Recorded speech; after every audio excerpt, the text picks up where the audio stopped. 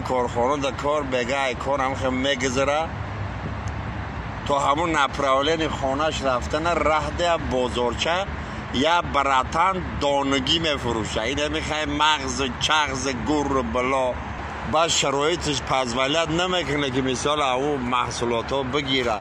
навор сохта шудагии бо дастгирии сайти 1xp дариҷа коэффициентҳои зиёд ва бонусҳои гуногуна меёбем ки силкаш дар комментария. ҳамчунин агар бо промокоди ёвонӣ шумо регистратсия кунед барои пардохти аввалинтон 6500 рубл бонус медиҳанд. خیلی پیش از سفر یک قصه نقل میکنم تا رو بس سفرکی میشه. با دقت باشید قصه سریوز نیست چیز نیست. یک برادر اسکندر گفتنی برادر خیلی کار میکرده بیچاره کارخانه در کار بگه کار هم خیلی میگذره تا همون نپراولین خانهش رفتن رهده بازارچه یا براتن دانگی میفروشه. این میخواه مغز چغز گر بلا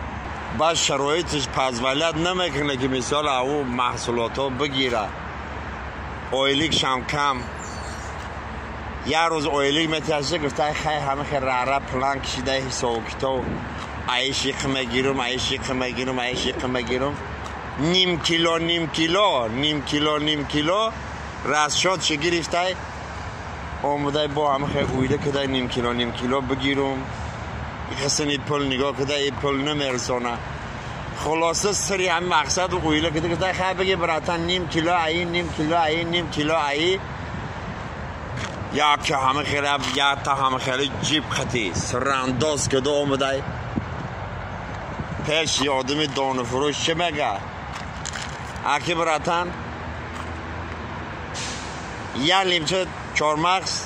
یا لیمچه ماییز یا لیمچه پیسته یا لیمچه دانی شورک یا لیمچه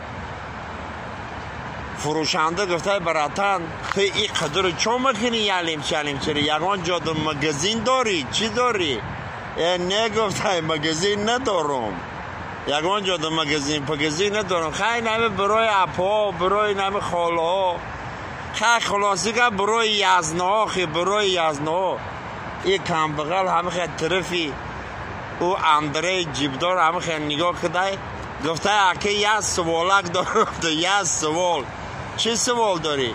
گفته نیم کیلو این نمی دانگی های گرفتی که یه لیمچه گرفتی نیم کیلو بگی مرته میرم همه اولاد همشه میگم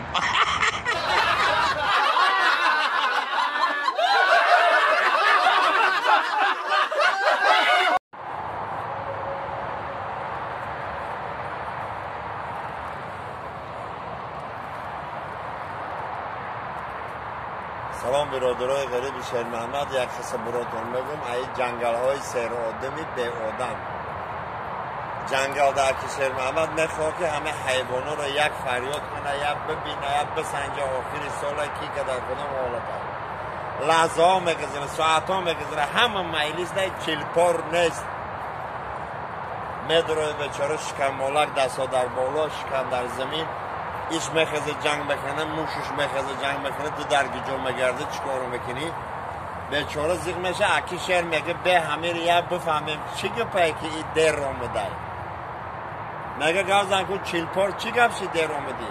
میگه براتن همه یه چی رو نفهمیدی شما در رو آدم رو براسد میکنین آدم رو تحنه میکنین آخه مادر شگاه پسه در پشت در نوشته که پاچه ها تانی نخره به شکیم بب بدرویم تا من این چیل پارو شکیدم که همه وقت گذاشت 3 ساعت وقت گذاشت سربلند باشم برادرها پاچه ها تام خطی لایکه بجه